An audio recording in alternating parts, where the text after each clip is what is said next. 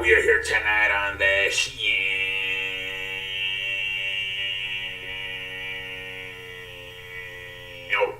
How's everybody doing tonight, ladies and gentlemen? Here tonight. Alright, ladies and gentlemen, let's get this puppy started here tonight on Thursday. Alright, ladies and gentlemen, we're going to go through the NFL first. Today was Tom Brady's 45th birthday, and they asked Aaron Rodgers after practice would he be interested in playing in age 45. He's like, hell no. So Rodgers, I mean, like I said last night, I think he's going to return the next 2 to 3 years. I think that's what he's starting to mentor Jordan Love. I think Rodgers is going to retire maybe at 40, 41, man. We'll see, man. Keenan Allen, the wide receiver from the Chargers, ranked as top 5 wide receivers. 1, Davante Adams. 2, himself. 2, Stephon Diggs. 4, Tyreek Hill. 5, Cooper Kupp, man. That's the second wide receiver that disrespects Cooper Kupp. Remember, Justin Jefferson said he's better than him, and now Keenan Allen has him up until 5. Wow. Update reports, Eagles wide receiver A.J. Brown has been the focal point of the team's offense so far in training camp. Yeah, I believe him and Jalen Hurts and A.J. Brown are friends since like high school or some shit. So they have pretty damn good chemistry. And then you got Devontae Smith. They played at the University of Alabama. So as far as chemistry goes, there's no excuse for Jalen Hurts. He's got a bunch of chemistry with both A.J. Brown and Devontae Smith. Reports, Buffalo rookie running back James Cook has been opening eyes in camp, says head coach Sean McDermott. Look, their problem is, when they had Devin Singletary, they just never use them. They just don't run the football enough in Buffalo. Maybe now with Brian Dable out of there, taking the head coaching job in New York, maybe they'll bring in a new offensive coordinator. There will be more of a balance between the passing game and the running game. Because to me, I felt that a lot of times their best running back was freaking Josh Allen. They got to do a better job of balancing out the passing game and the running game in Buffalo. Let's see. Reports Saints expect to sign free agent linebacker Kiko Alonso, man. All right, to the Saints. Reports Cooper Kupp on Justin Jefferson saying he's a better wide receiver than him. I respect his opinion, and I can also respectfully disagree. Of course. This guy's a class act, man. Cooper Kupp. I like Cooper Kupp. Let's see here, more stuff. Report Cowboys running back Ezekiel Elliott says his goal are to have 10,000 rushing yards, win a Super Bowl, and make the Hall of Fame. Well, we'll see what the hell happens, man. I don't know if he's done enough for Hall of Fame, and he's already burning out. We'll see what happens, man. Let's see here. Report Saints are working out several veteran linebackers, including Kiko Alonso. So this is a story. They have Anthony Hitchinson. Obviously, they ended up going with Kiko Alonso. Okay. Reports Chargers tight end Donald Farham is having a great camp. Will likely be a prominent piece in Chargers offense. All right, man. Great for Mr. Tight end Donald Farham from the Chargers. Reports LA Rams quarterback Matthew Stafford is dealing with bad tendonitis in his throwing arm. Will be limited in practice. Oh, man. Hopefully that's nothing too big. Maybe because he hasn't played football in a while and now getting into it. Hopefully nothing too big for Mr. Matthew Stafford. Reports are Steelers are signing wide receiver Dante Johnson to a 2-year extension worth $18 million per year. Another. I believe he's also part of that 2019 wide receiver class. So Dante Johnson getting his money as well. It's funny because a few days ago they said they were not even close, and now they just got the damn deal done. Jesus Christ.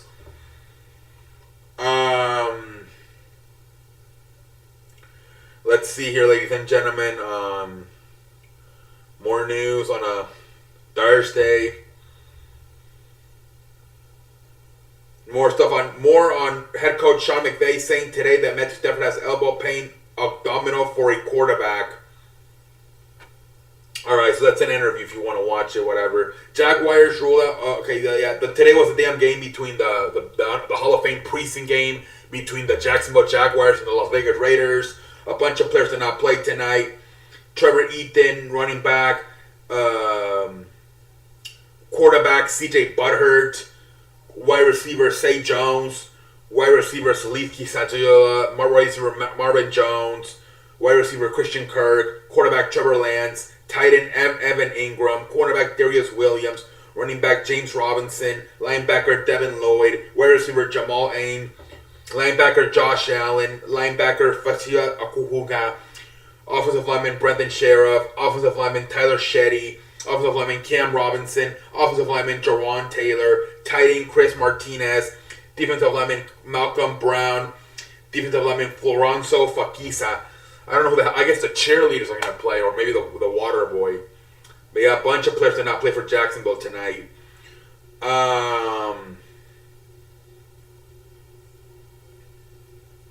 And this is more stuff about Mr. Deshaun Watson here.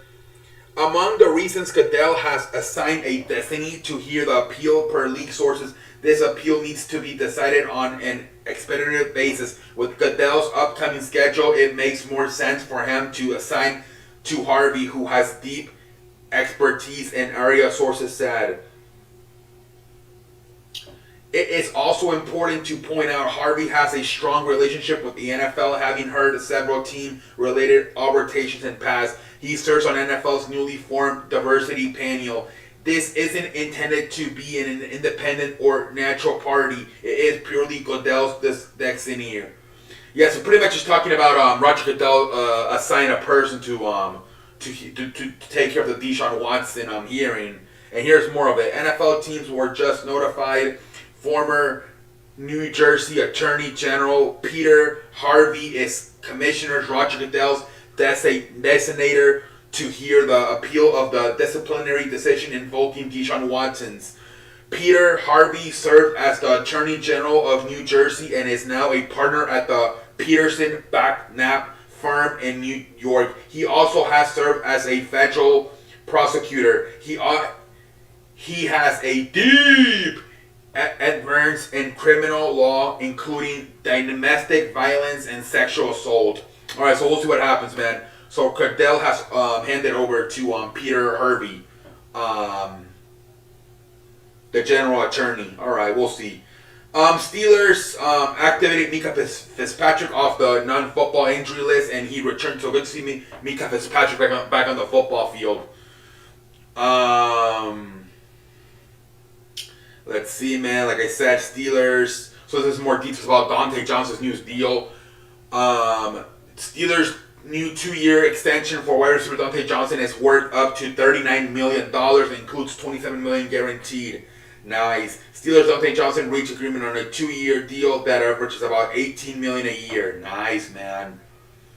Nice. All right, ladies and gentlemen. In that one game, let's see the NFL. The Raiders ended up winning the damn game 27-11. The quarterbacks, whatever. Jared Stidham, 8 completions for 15 out of 8. 15 passes completed, 8 of them, 96 yards. And then for the Jacksonville Jaguars, Kyle Slaughter, 25 throws, completed 13, 127 yards, 1 touchdown. The leading rushers were Mark McKee Sargant, 22 yards, Zach White, 52 yards. Luke Farrell led the way with 3 catches, 43 yards. And Tyron Johnson led the way for the Raiders with 2 catches, 39 yards, whatever. Like I said, final score 27-11, Raiders winning. All right, whatever. Let's go over to the National Basketball Association.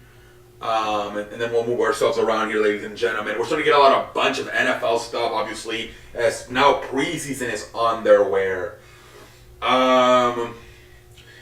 LeBron James is now eligible to start negotiating an extension with the Lakers. So today, Ham and Rich Paul met with Rob Pelinka. And let's see here. New story on LeBron James and the Lakers discussed their future together on Thursday. Rich Paul, the CEO of Clutch Sports Group, told ESPN talks were very positive. So yeah, I think he's in line for a 2-year. It could be up $100 million extension. So we'll see, man. A lot of people are saying, is LeBron going to take less money now? We'll see, man. We'll see what. Starting today, he's eligible to start negotiating an extension with the Lakers. So we'll see, man. And that's pretty much about it, man. That's pretty much about it. Nothing came out about that damn meeting with the Brooklyn Nets owner Kevin Durant. That happened today, but nothing came out of it. So I don't know, man. I don't know what to think. We'll see, man. The Angels abandoned Shohei Ohtani trade talks shortly after they started them, and what some rivals thought about that decision. No surprise, Padres were at the... Yeah, they're saying the Padres, before they pulled the trigger on the Juan Soto trade, they were trying to see if they can get Shohei Ohtani. Jesus Christ, those damn Padres, man.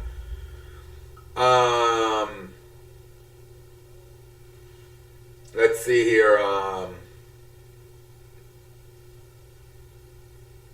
There were conversations about a Marlins-Yankees trade that included Pablo Lopez. MLB notes Marlins mentioned Gleyber Torres. Who else in Pablo Lopez trade talks with the Yankees? Why the... All right, so yeah, I mean, there was a rumor that they were going to include Gleyber Torres in a trade with the Marlins for Pablo Lopez. It didn't happen.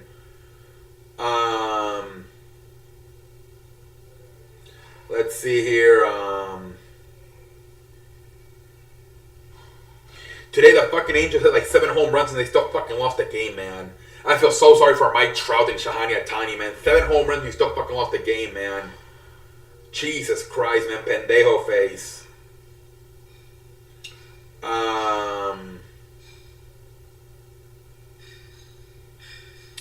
Yeah, I think that's about it, ladies and gentlemen. We had a big games, a series open up between the Mets and the freaking.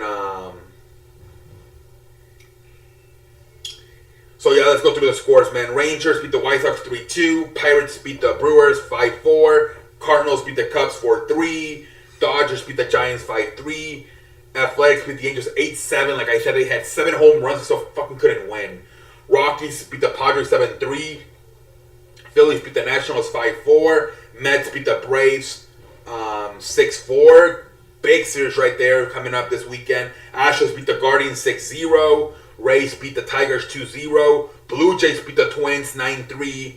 Cardinals in the second game beat the Cubs 7-2. And the Royals beat the Red Sox 7-3. All right, ladies and gentlemen, let's go over to wrestling. And then we'll call it a night here tonight on a Thursday.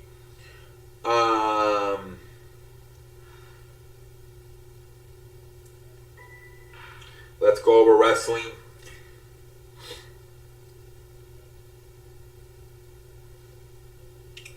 Alright, ladies and gentlemen.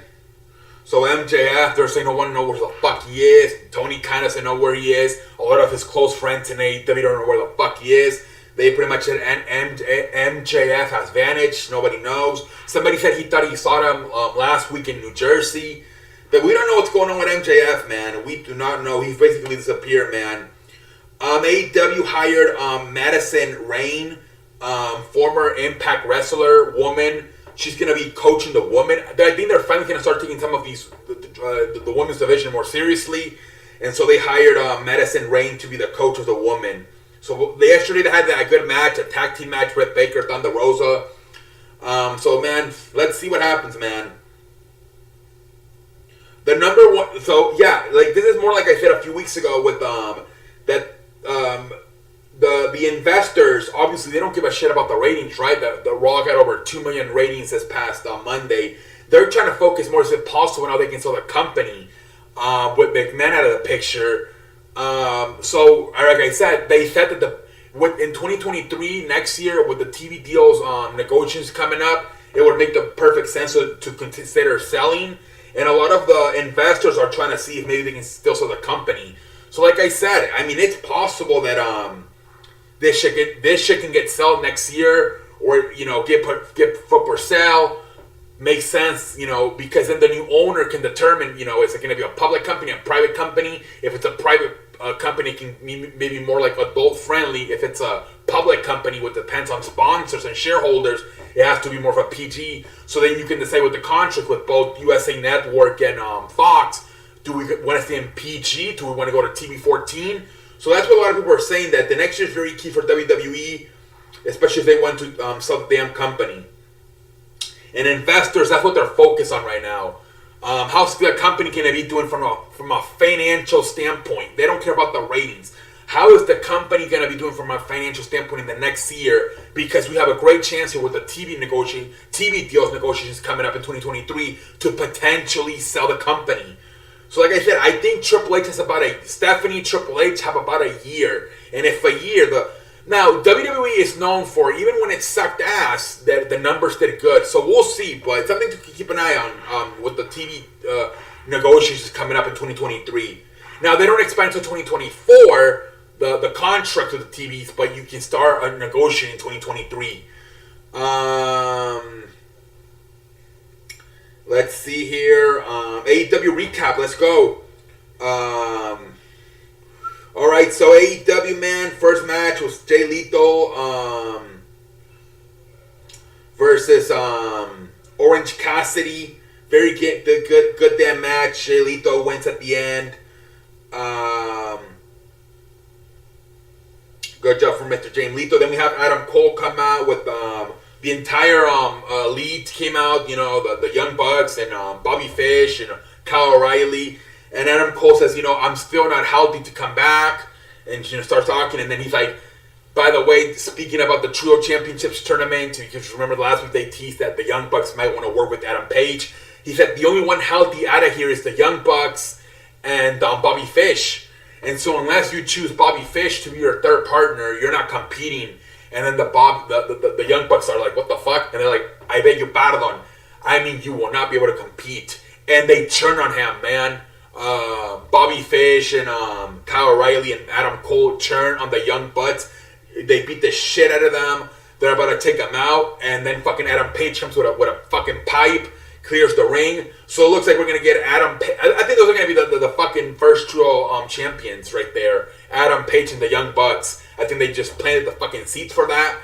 Kind of interesting to see how the storyline works, because with both Kyle O'Reilly and Adam Cole still being hurt, let's see what they do next week. If they, let's see how they do the storyline with both of them still not being Kyle O'Reilly and Adam Cole not being able to compete. But great storyline right there. Great storyline telling by right there, man. Next we had Christian getting interviewed backstage by Tony Schiavone. Fucking Jungle Boy comes in with a fucking car, tries to fucking run him over. Then Christian gets his security, kicked him out of the building. He was banned for the building. Next, like I said, we had the women's tag team match. Britt Baker and Jamie Hayter versus Thunder Rosa and Toni Storm. Great match, man. Great match. They did a good job with this match. I thought they took their time. At the end there, Britt Baker and Jamie Hayter win. Which, see again, she's not even the fucking champion right now. You should have Thunder Rosa and Toni Storm win. They can see that Britt Baker, man, they love her. Whatever.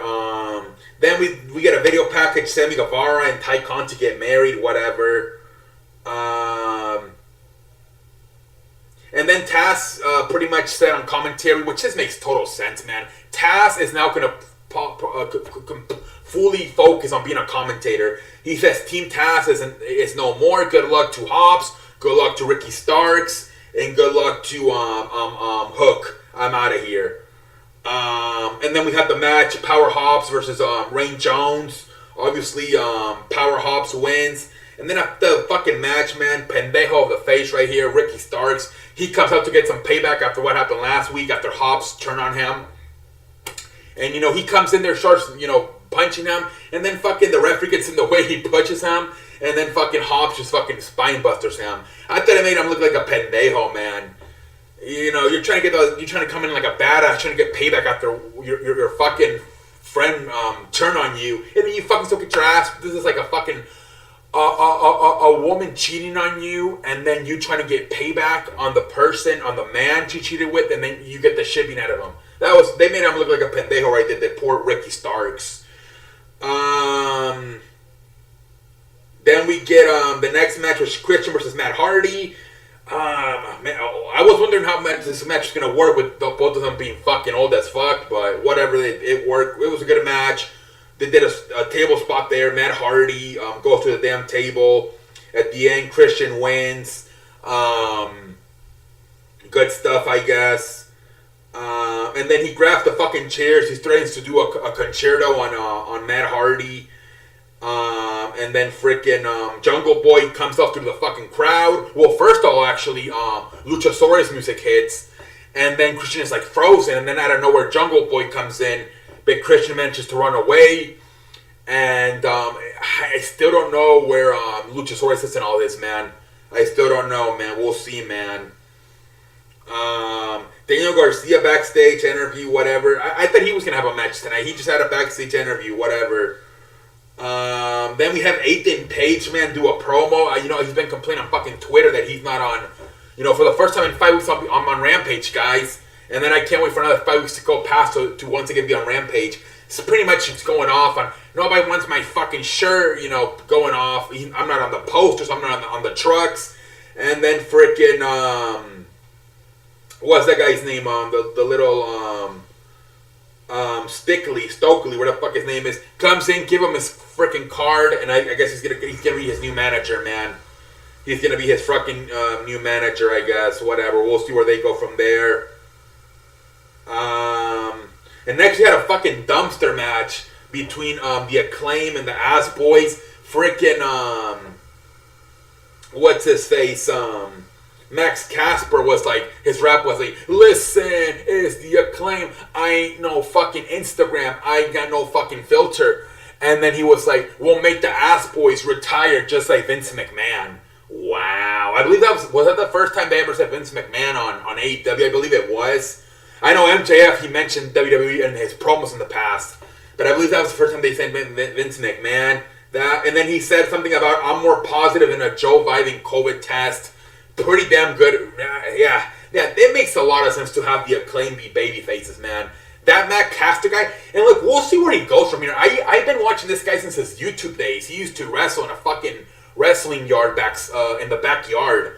So, man, I think he's got the personality, man. He's got the charisma. Maybe even as a singles competitor in the future for Mr. Matt Caster, man. But great match, obviously, back and forth there. At the end, the Acclaim wins. They fucking throw them in the trash, in the dumpster, and then they fucking throw a lot of people thought that they, maybe there was like a second door, right? And they got out, and, maybe underneath the stage. But no, man, they fucking drove them over the stage, and they were still in the fucking, the Ass Boys were still in the fucking truck, in the fucking dumpster. Jesus Christ, man. That was crazy, man. And then we get the fucking main event, Chris Jericho versus Wheeler Yuta. And, man, I wish they would have put another veteran in there. Because I believe this is the first time somebody from the Blackpool England Combat Club lost a match. It was a great match, back and forth. At the end, Chris Jericho wins. He puts him in the walls of Jericho, and Wheeler Yuta taps out. Man, they did so good job last week with the younger guys, right? With Daniel Garcia beating Bryan Danielson. You cannot, unless you have Jon Moxley come out there and help him win. I was like, man, it was I understand that because Chris Jericho's the number one contender, so you gotta make him look strong. He's got the fucking, he won't let go of the walls of Jericho. Jon Moxley's gotta come in there and he's gotta, force him to break the hole. Referees can't do anything. Man, but I believe Wheeler Yuta, man, it was the opposite. I thought it was gonna, maybe some way you can get Jon Moxley to help Wheeler Yuta win the damn match. I don't know. They're fucking partners in the fucking same not heel faction, but in the same group. Faction, whatever. Man. It was the upset of last week. That Bryan Danielson put over Daniel Garcia. Now, I know why it cannot happen, because you have to make Chris Jericho look strong as he is the number one contender, but I don't know. But whatever. It was a good show. Obviously, the biggest thing in the show was Adam Cole and Bobby Fish and Kyle O'Reilly turning on the Young Bucks. That was the biggest part of the show. I like the dumpster shit. I thought it was funny, the dumpster match between the Acclaim and the Ass Boys. And then the main event, like I said, I maybe would have liked maybe find a way to have Wheeler Yuta win, but good match. So we're probably my top three moments of the night. Those three moments. I thought it was a good show. Sometimes I feel AEW. Sometimes the second hour kind of sucks. Where this week, I thought it was good. I thought the whole show was good. A friend of mine was like, why are they starting off with Jay Lethal and Orange Cassidy? And I'm like, because AEW just seems to love to have the first promo of the night in the second segment, and there alone it was the Adam Cole Bob Young Bucks segment. I don't know why they do that. They have like an average match in the beginning, and in the second segment is when they start their first promo, which ended up being one of the biggest part of the shows. I don't know why they do that. But anyway, until next time, maybe it's a thing where they want more fans to come in, which maybe in the arena, I guess. I don't know. Ladies and gentlemen, or maybe even the fans, maybe they're like, give fans another 10-15 minutes to sit on their couch and tune in for the show. I don't know why they always wait to have the promo until the second, but whatever. Second segment of the show. Ladies and gentlemen, my name is MadCE motherfucking Sports, and I'm a fucking, I don't know how to rap. I beg your pardon. The fuck is happening to the show?